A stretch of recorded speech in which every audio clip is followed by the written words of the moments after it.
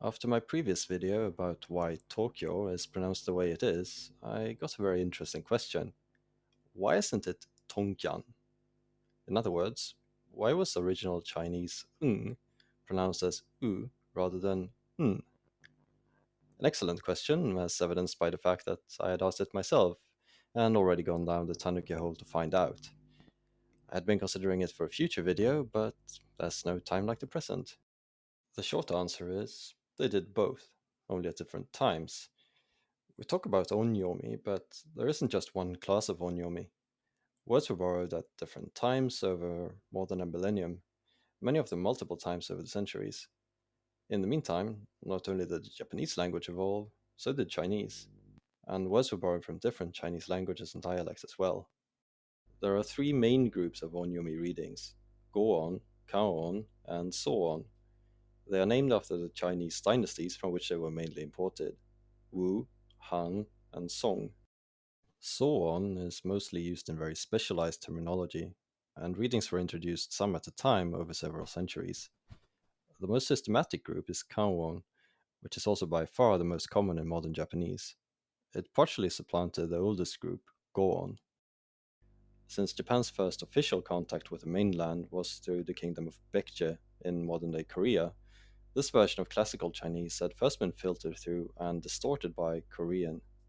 The dialect of Middle Chinese used for Goon, the Wu language, came from the eastern Wu capital of Zhengkang, modern day Nanjing.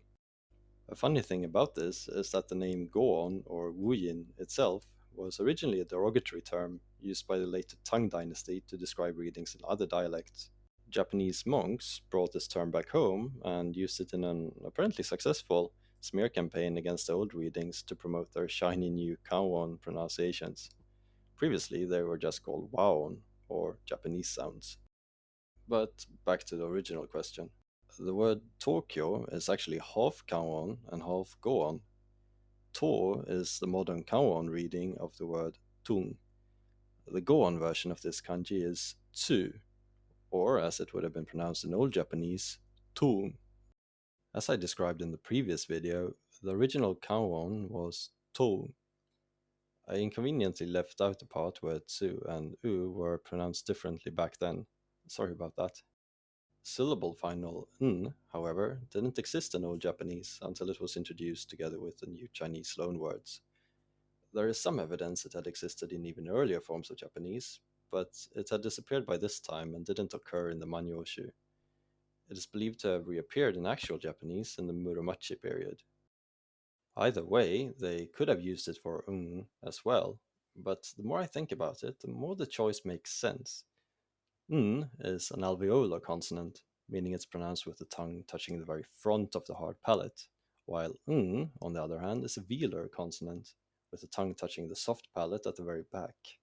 Old Japanese u was a close back vowel with the tongue close to the back of the roof of the mouth, basically the vowel version of ng.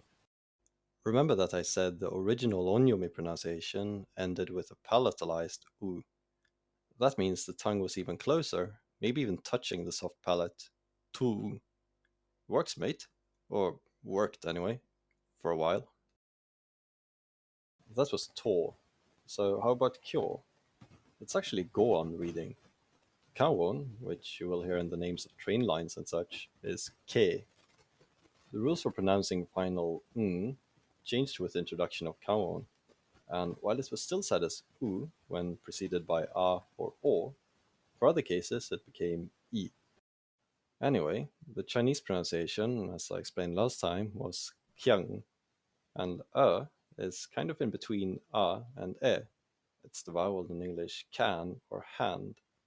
Apparently, the Japanese went for e the second time, and it would have been pronounced more like k, and not like the long k of today.